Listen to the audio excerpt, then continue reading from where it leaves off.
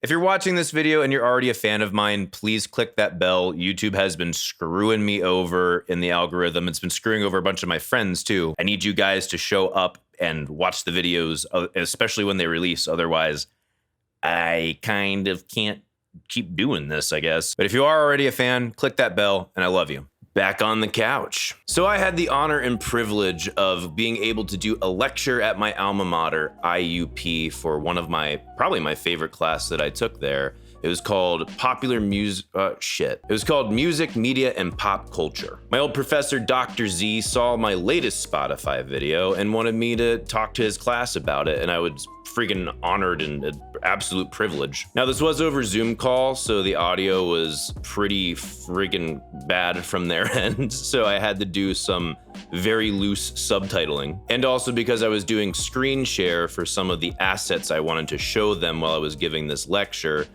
I didn't capture the camera on their side the entire time. Boo this man! If you haven't seen my original Spotify video, you absolutely should. And I think this is a great follow-up to that video because I had a lot of people saying, well, still Spotify should pay more to artists. Okay, well, let's take a look at this. This is Mike Caprice, who also is known as the Kona Knight on YouTube, has a strong social media presence, also a guitarist, recording and performing with the band Crusade out of Nashville. Oh, thank you so much for that plug.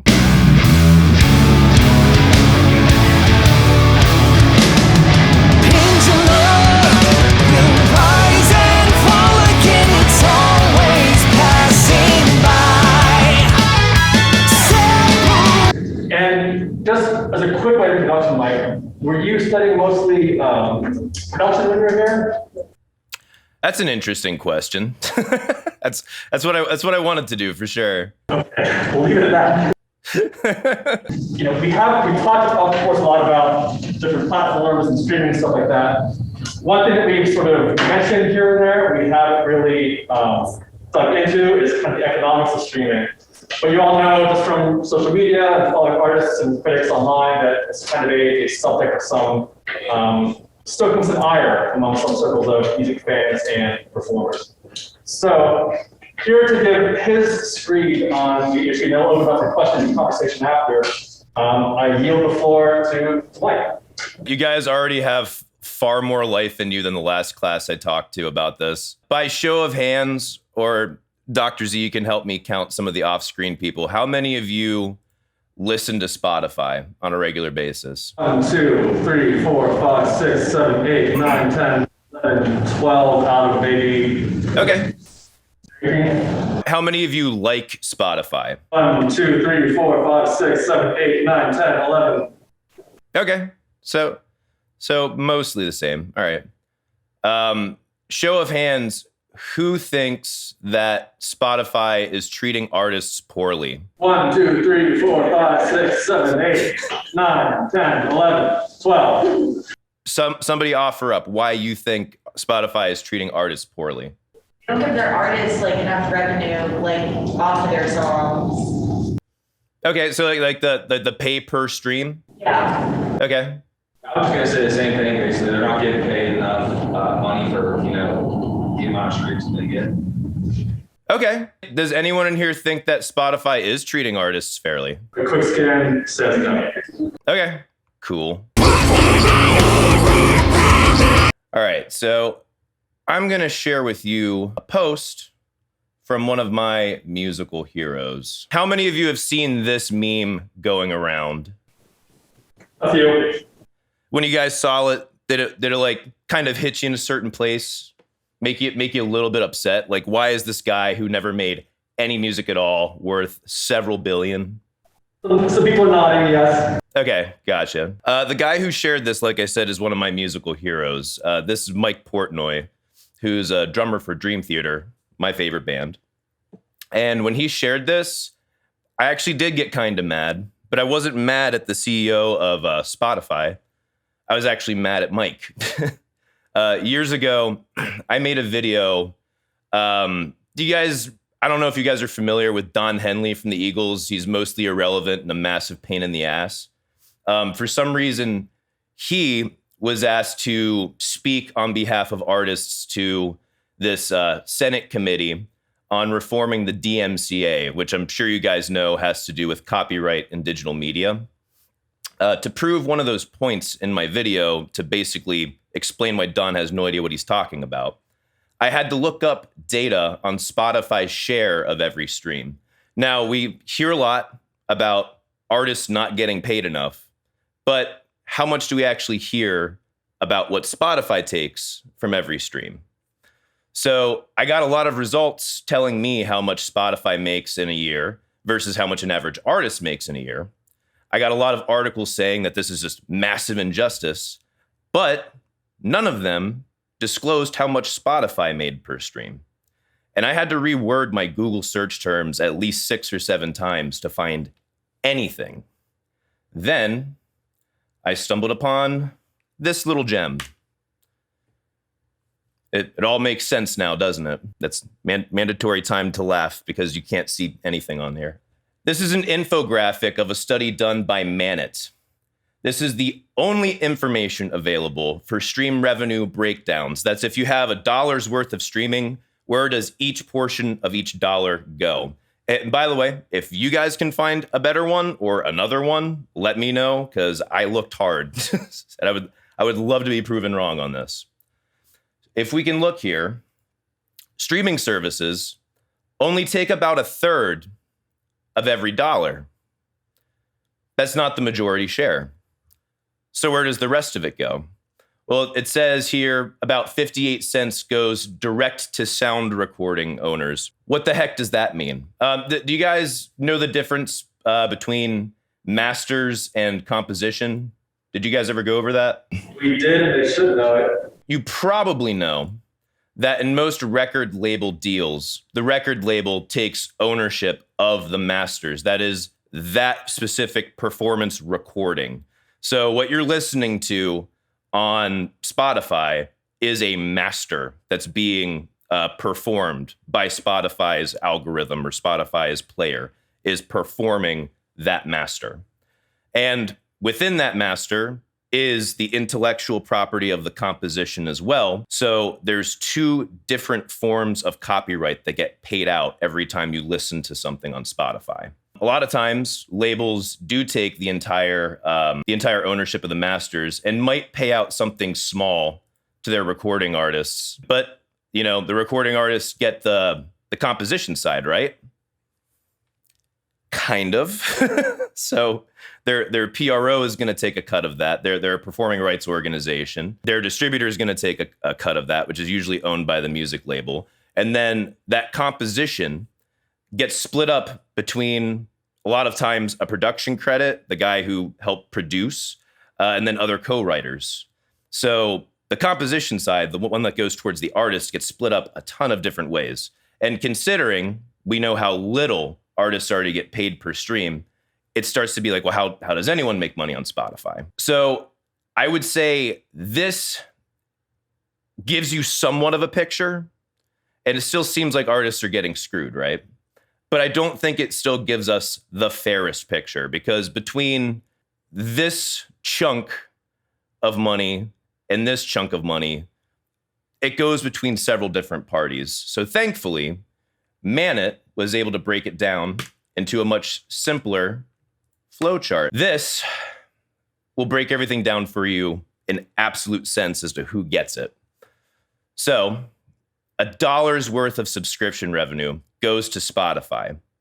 Spotify keeps 29 cents, passes the rest off, which goes to the record label. The record label keeps 50 cents of every dollar. And then the remaining 18 cents goes to the artist. Just by taking a quick look at this monetary breakdown, who's the real villain here? The better question is, why is everyone pissed off exclusively at Spotify? You guys are welcome to chime in for an answer on that one. Yeah, I was gonna say, I didn't really know that the label took more than Spotify. Well, let's even look at some other breakdowns, because this is a major label artist. An independent label artist, Spotify still keeps their 29 cents The label keeps 29 cents, but the artist, they get 40 cents. Now, I mean, as a self-publishing artist, I'm not in love with the fact that I'm going to lose another third of my revenue, but, you know, that's part of what you're paying for is the promotion and access to networking and assets, right? I get the most money out of that dollar as an artist, going with an independent label. If you're a self-releasing artist, the artist gets 64 cents of every dollar. Starts to look a lot better. I could still see people saying, well, Spotify still only pays a tiny, tiny bit per stream. And we have to look at the per stream amounts increasing. They only pay between a third and a fourth of a penny. That seems like next to nothing. But how can that actually be the case that they consistently pay between a third and a fourth of a penny to artists when there's such drastic percentage differences depending upon whether you're on a label or not? It just seems to me like some of the information we're being told here isn't adding up. We're being one factoid as if it's representative of the wholeness of reality when there's a lot more detail into the whole story. And it took me a hell of a lot of digging to actually find this data. In my opinion, obviously the story on Spotify is being misrepresented in some way, but that doesn't change the fact that artists aren't getting paid well. They can't live off of streaming revenue. And I guess unpopular opinion here, I think that's correct. Artists have almost never made a living off of recorded music. Years ago, I gave this lecture to Dr. Z's class, which I also did a video recording of. You should go check that out. That was a good time. And I dropped the fat knowledge bomb that the lion's share of musicians' revenue comes from playing shows and selling merch. It would be a very radical change in the industry for artists to make money through recorded music alone. So even after all of this, what are your guys' thoughts so far? Do you still think Spotify should pay artists more per stream? Yeah, I think we should still pay more per stream, but the fact that there's other villains in the picture, to me, doesn't negate the fact that Spotify is still not great, Okay. Alex? I would actually disagree with Flora respectfully. I would say that Spotify is still providing a service that they can't do unless they have the finances to do that. So I think that if an artist was upset with how much Spotify was taking from them, then they could find another service to broadcast the music. Okay. To go off of Laura, because that's the way that I have this written out for a moment, let's come back to our lovely, definitely not massive douchebag CEO, Daniel Ek. So it says his net worth is $3.8 billion. Let's pretend that instead of his net worth, his salary is $3.8 billion USD. I'll even be kind. I'll let him have a measly $100 million a year, and we'll take the other 3.7. So say we take that and then split it among every artist on Spotify. There are 1.2 million artists on Spotify. So here's the math. That comes down to $3,083 per artist on Spotify. How many peanut butter sandwiches is that going to buy for the year? Not a lot. Not a shitload. All right. I'll even sweeten the deal. I'll sweeten it a little bit. Let's take all of the revenue that Spotify took in for 2020, it was either 2020 or 2021, all of it before expenses. So before Spotify has paid any of its bills, paid any of its employees, which is $8.9 billion. And let's divide that by every artist on Spotify. $7,416. Maybe enough to buy a used car. Still not nearly enough to live on. And if you really think about it, obviously this is not going to be distributed evenly. It's going to be distributed based upon plays. So for most artists, they're actually going to see a lot lower increase in royalties if all of Spotify's revenue was given back to its artists. We literally can't split the pot so that it's going to be better. So what's the only thing Spotify can do at this point if they want to pay artists more in royalties? The answer is they have to raise prices. If they want more revenue, they have to increase the pot in order to distribute out, which means that somebody who's paying the money is going to have to start paying more. A Spotify subscription currently costs $9.99 a month. Who in here pays for Spotify? 1, 2, 3, 4, 5, 6, 7, 8, 9. Okay. That's probably use a student discount. Yeah, that's right. Yeah, So it's student like accounts are five. like 5. Okay. Student kiss discount's fine. That's fine. I will say, for anyone in here who does claim to care more about artists being paid, I highly suggest that everyone pay for your preferred streaming service, whether that's Spotify or any of the other ones. If we come back to this slide really quick and we take a look at the amount of streams it takes to make $1 on each of these platforms, the paid subscription versus the ad-supported subscription is like 4 times more efficient. It's insanely more efficient. If you really care about artists getting paid, that's the way to go, is with a paid subscription. Even YouTube, which YouTube is like an absolute demon in the music royalty world. They're notoriously the worst. Their ad-supported is 978 streams. That's obnoxious by anyone's standards. But if you pay for the premium service, at that time it was Red.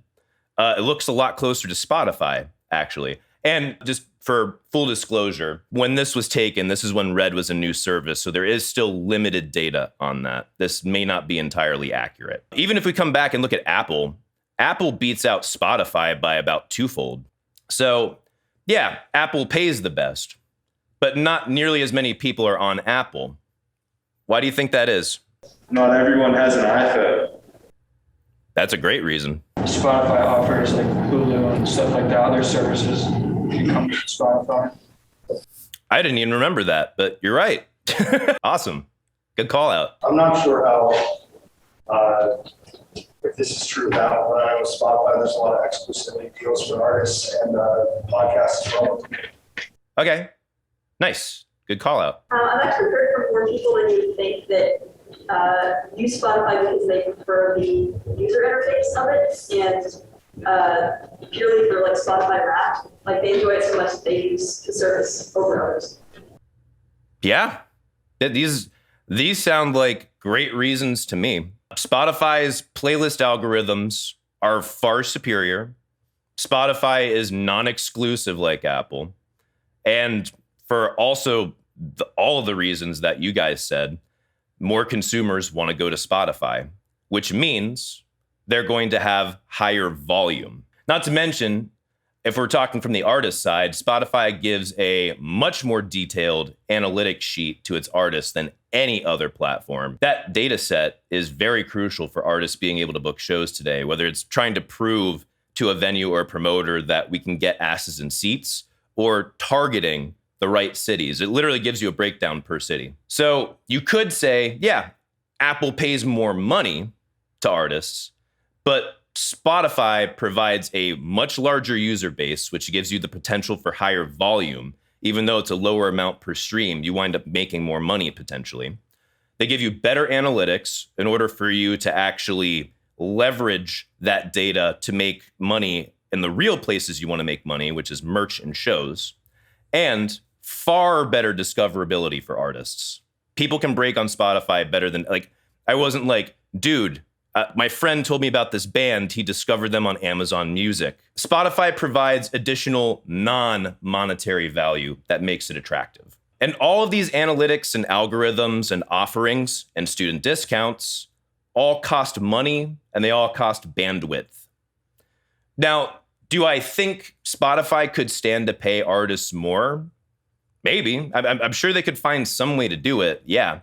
But every solution that I can think of requires charging more money to its customers and its advertisers. I don't necessarily mind that myself, but then Spotify themselves have to do a cost-benefit analysis. With any price hike, you're gonna lose customers. And is raising the price of a subscription going to all around hurt Spotify as a platform, or is it going to help Spotify as a platform? I'm not even saying I have answers for this. I don't know the first thing about creating or running a streaming platform, but it's something people need to consider when asking for more money from streaming services. Let's take the Union of Musicians and Allied Workers, for example, an organization touted by my fellow YouTuber, Anthony Fantano. They claim to be the only musicians union fighting for artists' rights. Apparently, they've never heard of the American Federation of Musicians, a union that's at least a century older than they are. UMAO, that's their name. UMAO is leading a campaign to get Spotify to pay artists more. Seems okay on face value, right? They like to cite a statistic from a UN report that Spotify reduced the amount it paid artists per stream in 2020 during the lockdown when artists were hurting the most. Seems pretty freaking heartless from Spotify, right? Why would they do something so terrible as to reduce the artist royalty during the artist's most vulnerable moment?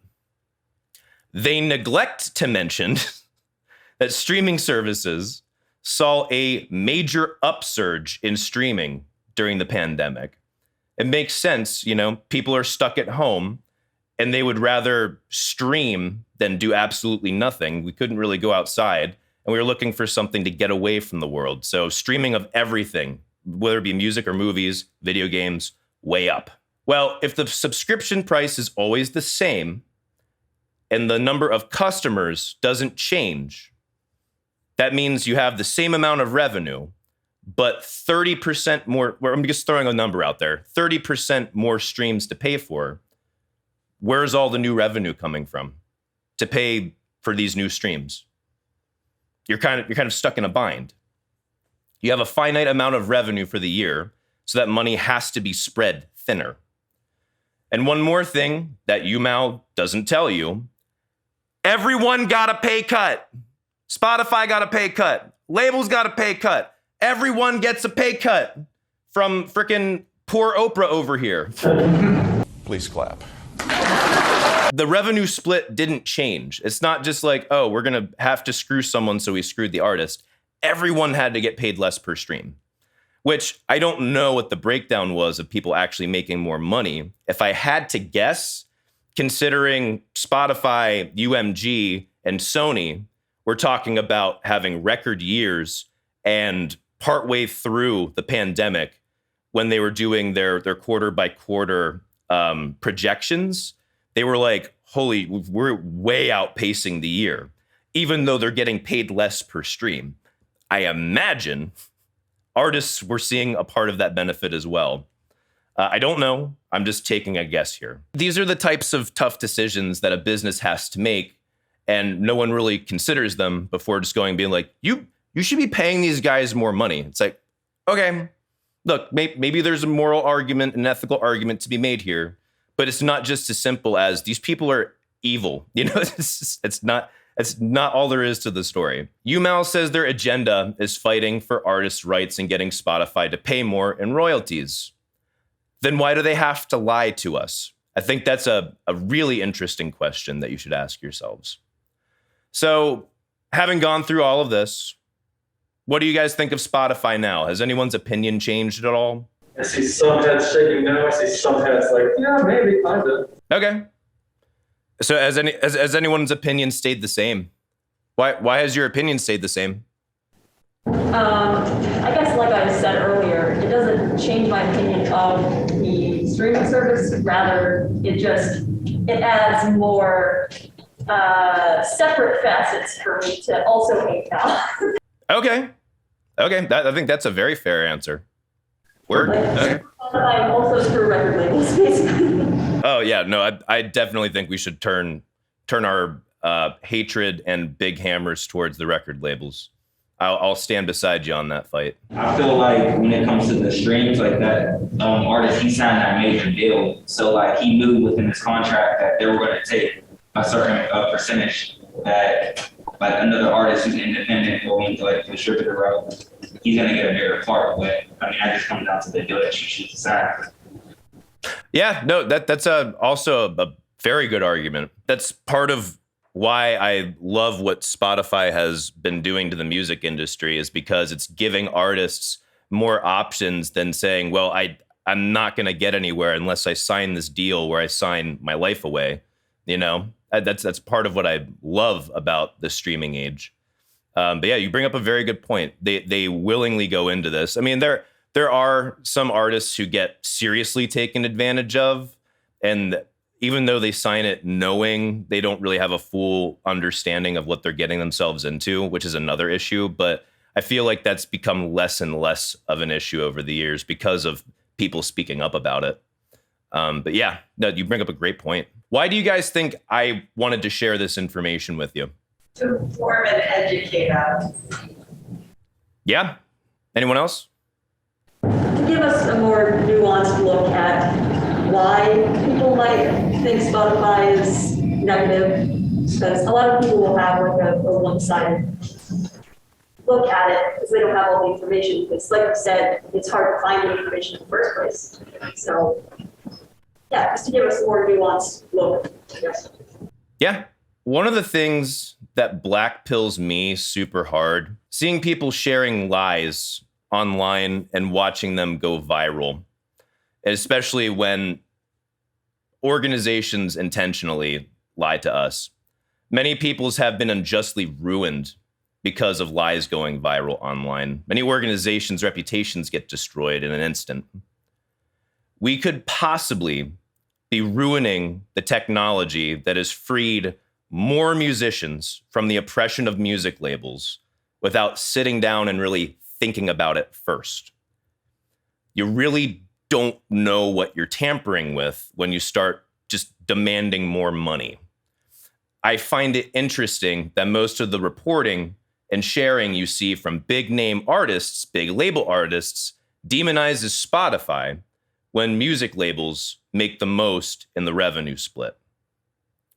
Could it be that artists on major labels don't want to bite the hand that feeds them? Would they ruin relationships and careers if they started coming for the music labels instead of Spotify? What about the entities that have nothing to do with the music labels, at least that we know of? They're unaffiliated. Where did all of this hatred for Spotify originate?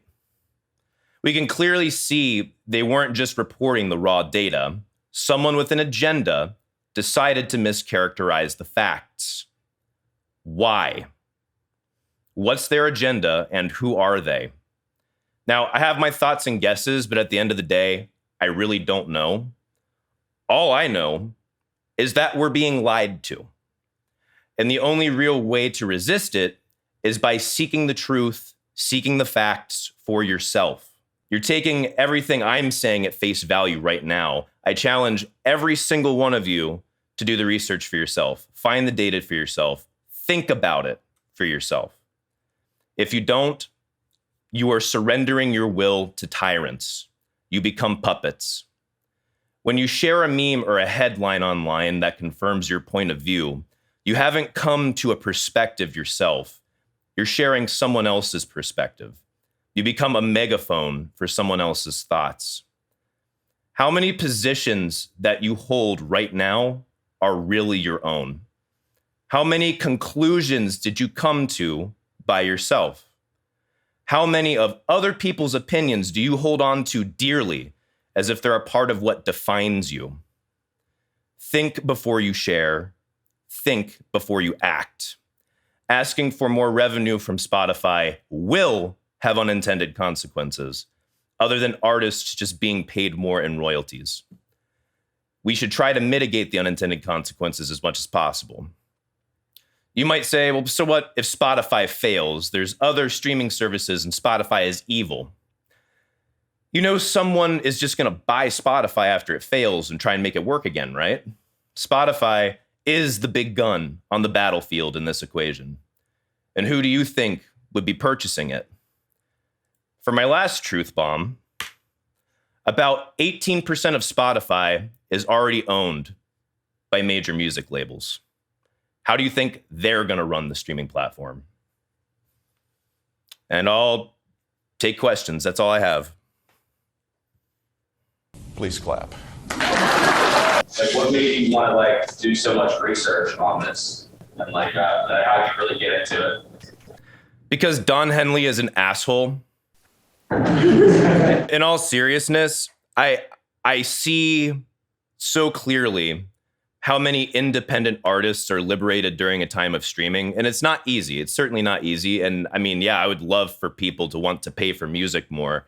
I talked about this in the last class discussion I had years ago, that just by its economic nature, digital music is going to be worth less than something on a physical medium for so many different reasons.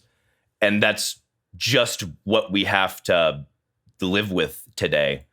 I mean, you can try and make it worth more money, but at the end of the day, people have a way of stealing it much easier than they used to. So when I see people that are so obnoxiously filthy rich, like Don Henley or Taylor Swift or even Lizzie Hale, and Lizzie Hale is a beautiful human being, coming around here talking about how artists need to be paid more money and I'm fighting for the little guy. I'm like, I think someone just told you this is the right thing to do, and I don't think you actually know the facts of this situation. When I see Lizzie Hale going to Capitol Hill to go meet with legislators on behalf of the RIAA, who has next to no interests in artists and a lot more in the broader recording industry, like I just it makes me pissed off, especially with how much the streaming age has actually helped people liberate themselves, in my opinion. But yeah, that's what motivated me to do all this research, so I could prove with data why I think people are wrong. Sort of a follow-up to that, I guess, Mike, is, you mentioned a few times, and other people that sort of had responded to that in our discussion of, you had to really do a lot of digging to find this data. And like, my question was, why do you think, like, why isn't Spotify publicizing this data more? Like, where are they pushing? That's a seriously great question. Spotify's PR is legendarily terrible. I mean, it's really bad in multiple ways. Between the Spotify CEO saying some of the dumbest stuff I've ever heard that feels very anti-artist. And I mean, also keeping in mind, it might be decontextualized. They're taking little snippets and saying, man, he said our business model works on streaming being worth nothing. Do you think he's really fighting for you? It's like, well, if you actually think about it from the full breakdown of what I gave you in my previous video, it has to work from that perspective, because I agree, streaming music is worth absolutely nothing. What you're paying for is the service of serving it up. But yeah, either way, the point is, like, he seems like a bit of a butt. Anytime they try and mitigate any controversies, they do a really poor job of it. So my guess is this data here, these are all very broad aggregates and averages. This is not indicative of every single performer and artist on Spotify. These are all negotiable. And if we actually had to sit down, do a calculation for every single one, we would have to look at people's private contracts, which probably have NDAs attached to them. And if I had to imagine too, that also would mean that Spotify would probably have to disclose that major label artists are getting away with payola deals so that they get an unfair advantage. And Spotify wants to keep an image of being a platform for everyone, which it's not. It's absolutely not. They absolutely do kingmakers, and they pick winners.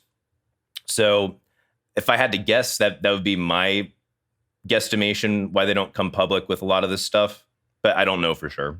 I think they're just awful at PR anyway. If artists are making most of their money from performing and merch and stuff like that, in a world where money makes the world go around, then what's the point of streaming them?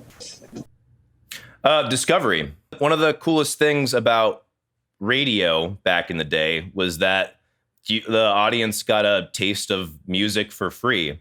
I mean, there are those few people who will just go to a show because they just want to check out new music.